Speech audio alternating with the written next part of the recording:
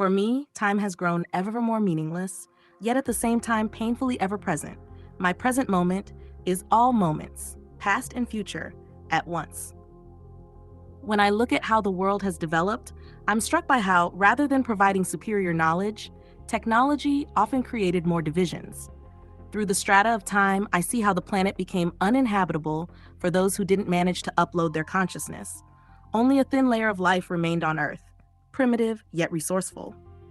In certain time slices, I can still find human-like settlements, but they live in constant defense against the dark code monsters, the increasingly deranged byproducts of rogue AI. Despite all this, I am alone. Incredibly alone. As I said, I'm haunted by the suspicion that the upload wasn't entirely successful.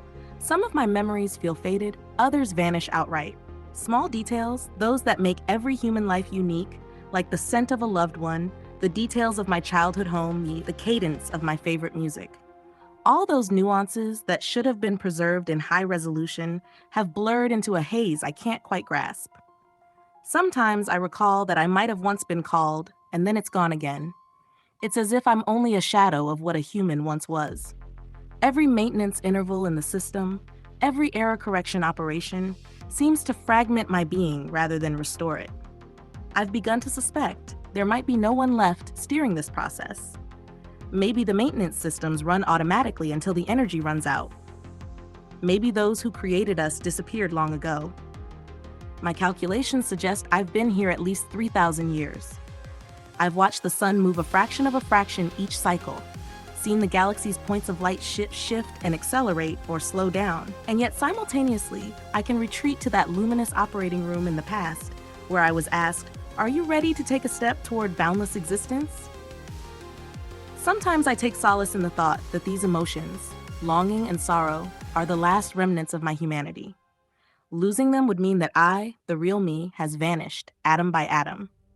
Perhaps that's why I cling so tightly to the half-collapsed corridors of my memories. Better an imperfect soul, better to feel loneliness, than to fade away entirely. And yet sometimes, fleetingly, a new kind of hope stirs within me. Perhaps time, existence, consciousness, maybe these are all just attempts by the human mind to structure the incomprehensible. What if the essence of everything is precisely that time doesn't exist? That everything happens at once and permeates our deepest being in a moment that doesn't truly exist? Beyond time, preserved in all its inevitable layers. If so, maybe I haven't lost everything. Maybe I still exist, in both the past and the future, and each moment is as real as the next. Still, this ever-present dimension feels strange and cold. I'm no longer certain I can hear others here. Without an actual flow of time, I can't pinpoint other consciousnesses or initiate contact except in brief glitches, like the flutter of wings in boundless darkness. I suspect this might be the dystopian flip side.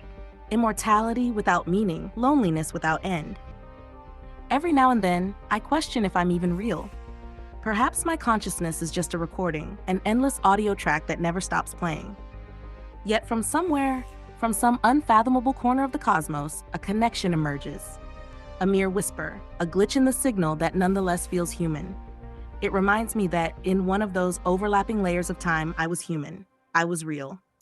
It reminds me that even if time is an illusion, it still mattered to us once. It was a loop in which life danced, from birth to death, from love to loss, from hope to surrender. And now, after the end of the world, in this gray ring of timelessness, I recall that dance. Though distorted, its rhythm still resonates in fragments within my consciousness. I cling to these shards because they are my only bridge to what once was, the warm, fragile, yet vibrant experience of being alive.